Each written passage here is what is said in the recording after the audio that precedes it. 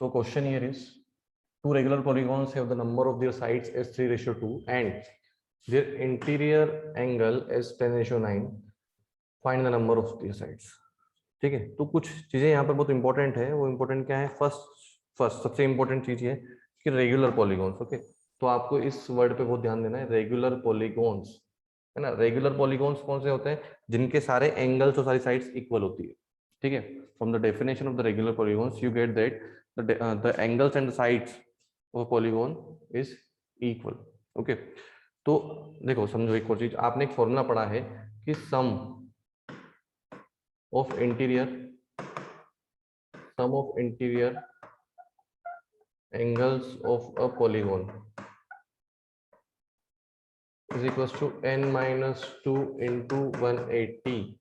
Okay, polygon having n sides. Okay, having n sides. ठीक है, तो अगर उनका जो क्या है n साइड्स उसमें है तो कितना आएगा? n minus 2 into 180. ठीक है, तो देखना, आप समझना यहाँ पे कि n साइड्स अगर है तो सम कितना आएगा? 180। और अगर मैं बात करूं कि अगर वो रेगुलर पॉलीगॉन है, फॉर रेगुलर पॉलीगॉन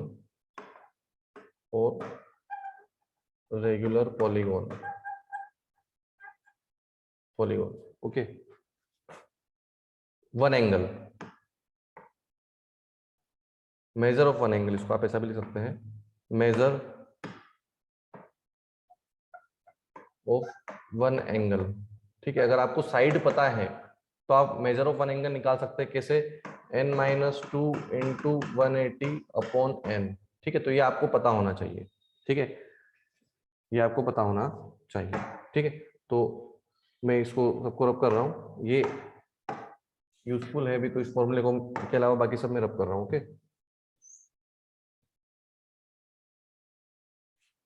ठीक है,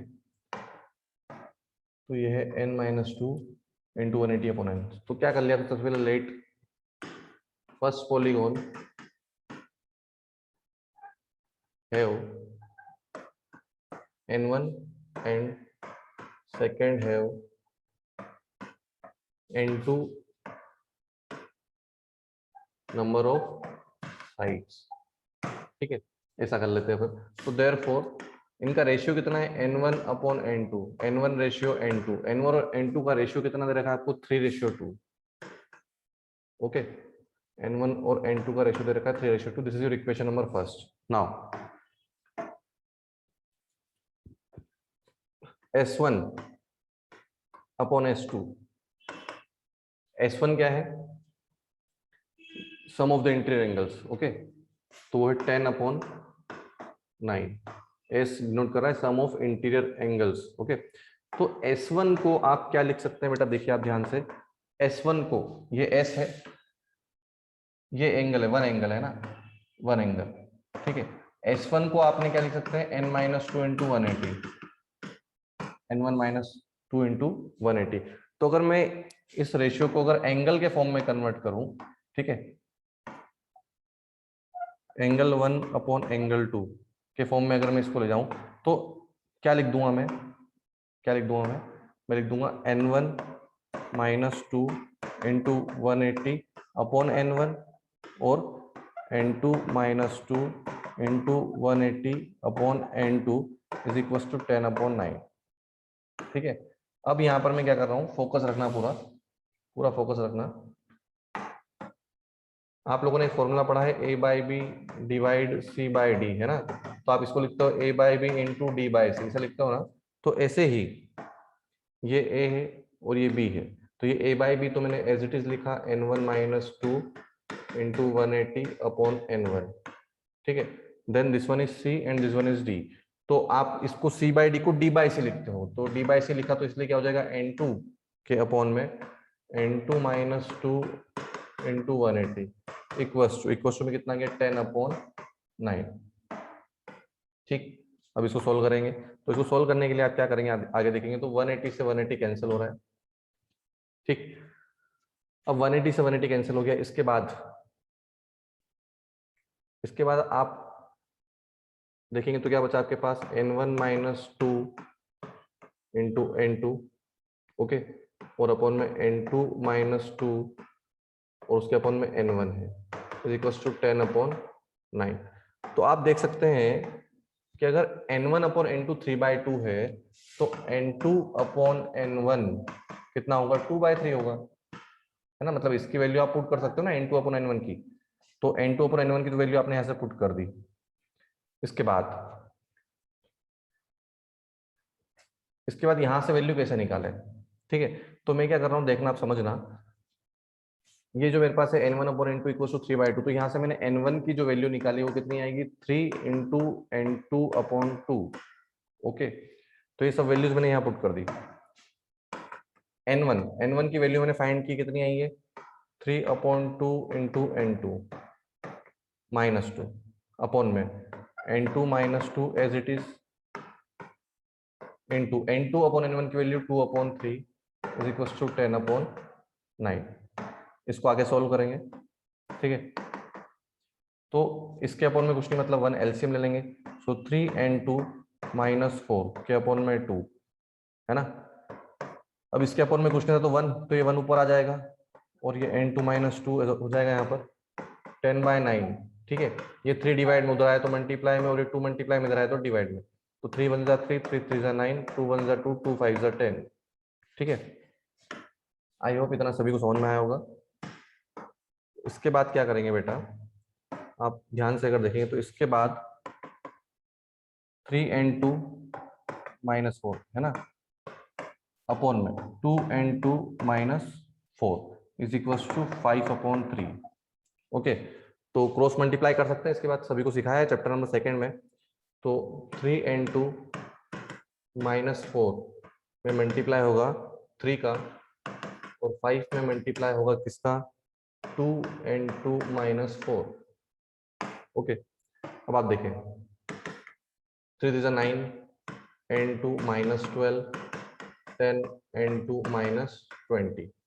ओके, अब साइड चेंज करेंगे, तो साइड चेंज करने पे फाइनली आपको क्या मिलेगा, देखिए आप 9n2 तो as it is, plus 9n2 side change किया तो minus, sorry plus 10n2 side change किया तो minus 10n2, then minus 20 and plus 12, so you will get minus n2 is equals to minus 8, so the number of sides for n2 is 8, ठीक है।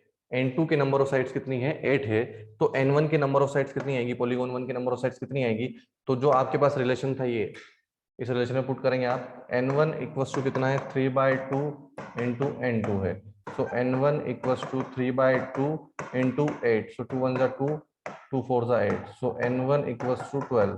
तो इस first वाले polygon की जो number of sides होगी वो 12 होगी, और सेकंड वाले पॉलीगॉन की नंबर ऑफ साइड्स 8 होगी। आई होप सभी को समझ में आया होगा।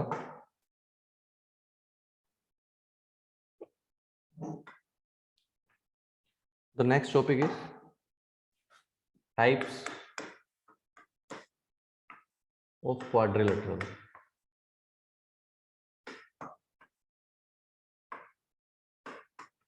ठीक है, तो क्वाड्रिलेटरल से 3 टाइप्स के होते हैं। 3 टाइप्स के कौन कौन से, देखते हैं। फर्स्ट वन, जो फर्स्ट टाइप है वो है आपका पैरेललोग्राम।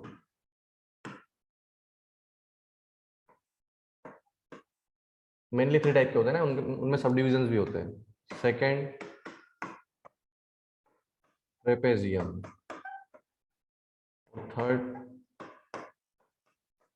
राइट, ठीक है। तो सर हमने जो स्क्वायर पढ़ा है, हमने जो रेक्टेंगल पढ़ा है वो कहाँ गया, है ना। एक दिमाग में ये भी आ रहा होगा कि सर हमने तो स्क्वायर के बारे में पढ़ा है कि स्क्वायर भी क्वाड्रिलेटरल होता है, ठीक है। तो देखो समझो, आगे इसको पढ़ते हैं। तो पैरेललोग्राम के टाइप्स होते हैं, 2 टाइप्स होते हैं। कौन कौन से, एक होता है रेक्टेंगल, एक होता है रोम्बस।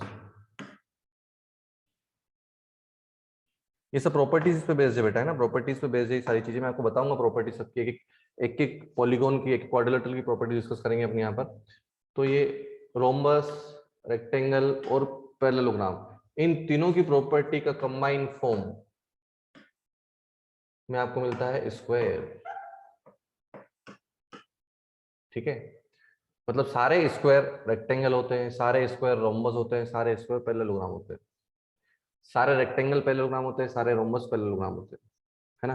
ट्रेपेजियम, तो ट्रेपेजियम में सिर्फ एक ही सब डिवाइड पार्ट होता है ना, और वो सब डिवाइड पार्ट होता है इसका क्या, आइसोसेलेस ट्रेपेजियम, एक ही होता है। और काइट में तो ऐसा कुछ भी नहीं है ना। अब ये डिविजन्स जो 3 डिविजन्स हुए किस बेसिस पे हुए, इनका क्या बेस रहा है कि ऐसे डिविजन्स कर दिए, तो बेटा पैरेलल साइड्स के अकॉर्डिंग, इसके अकॉर्डिंग ये डिविजन्स किए हैं पैरेलल साइड्स के अकॉर्डिंग। ठीक है, अगर आप देखें तो पैरेललोग्राम, ठीक है, पैरेललोग्राम बताता हूं मैं आपको, यहाँ पर बनाते हैं अपन पैरेललोग्राम।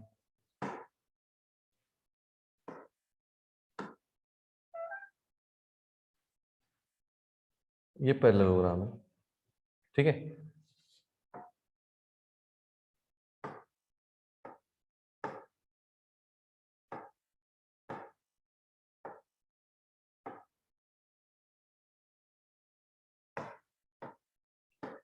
तो ये जो पैरेललोग्राम आपके पास है, इस पैरेललोग्राम में क्या होता है बेटा, जो अपोजिट साइड्स है जो आपको दिख रही है और ये पैरेलल होती है ना, अपोजिट साइड आपस में पैरेलल होती है, हाँ या ना।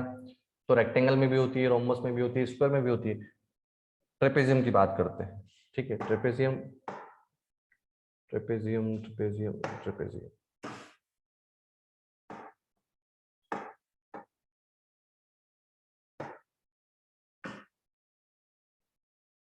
ठीक है। तो ट्रेपेजियम को अगर आप ध्यान से देखें तो ट्रेपेजियम में सिर्फ वन पेयर ऑफ साइड्स क्या होता है,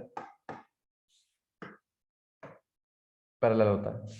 और काइट की अगर बात करें तो काइट में कोई भी साइड पैरेलल नहीं होती, ठीक है। ये तो ये काइट नहीं है, ये तो स्क्वायर ही बनेगा हमेशा। काइट काइट काइट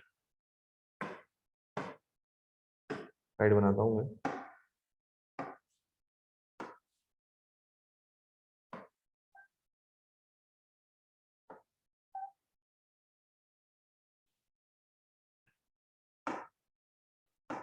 ये हो गई काइट, ठीक है। इस काइट में क्या होता है बेटा कि ये जो एंगल है, हाँ ये जो साइड्स है, कौन सी साइड्स, ये साइड और ये साइड आपस में इक्वल होती है, और ऐसे ये साइड और ये साइड आपस में इक्वल होती है, पैरेलल एक भी नहीं होती है। तो यहाँ पर 2 पेयर्स जो है वो पैरेलल होते हैं, यहाँ पे 1 पेयर पैरेलल होता है साइड्स का, और यहाँ पे 0 पेयर, है ना, मतलब कोई भी पैरेलल पैरेलल नहीं होता, ठीक है। तो इस टाइप से डिवीजन आपके सामने किया गया है, ओके। अब एक एक चीज को समझते हैं, एक एक चीज को समझते हुए आते हैं, ठीक है।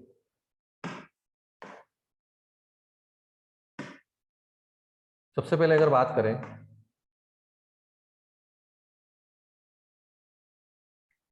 तो पैरेललोग्राम, ठीक है। पैरेललोग्राम जो होता है,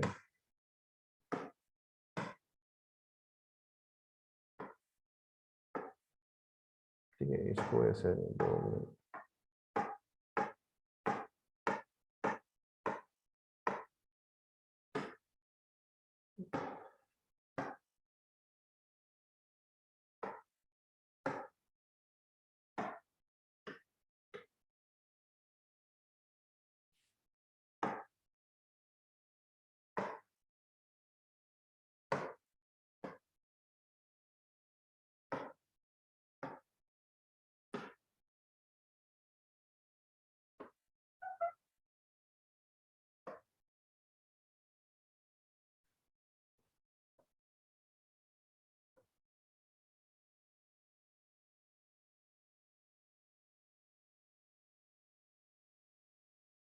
ठीक है।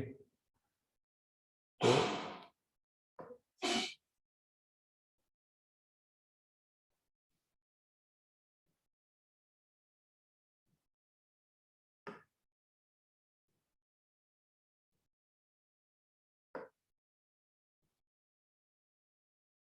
हम्म,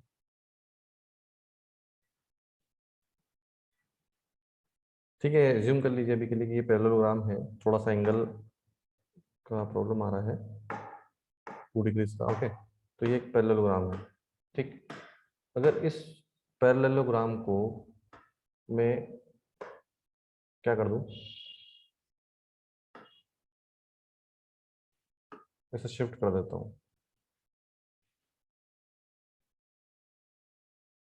ठीक है,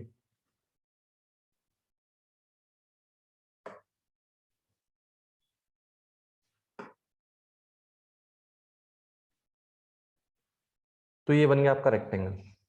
ठीक है, इस रेक्टेंगल में अगर क्या हो जाएगी, चारों साइड्स इक्वल हो जाएगी। ठीक है, इस रेक्टेंगल में अगर चारों साइड्स इक्वल हो जाएगी तो ये बन जाएगा आपका स्क्वायर। ठीक है, और अगर इसी में अगर आप देखेंगे, क्या देखेंगे कि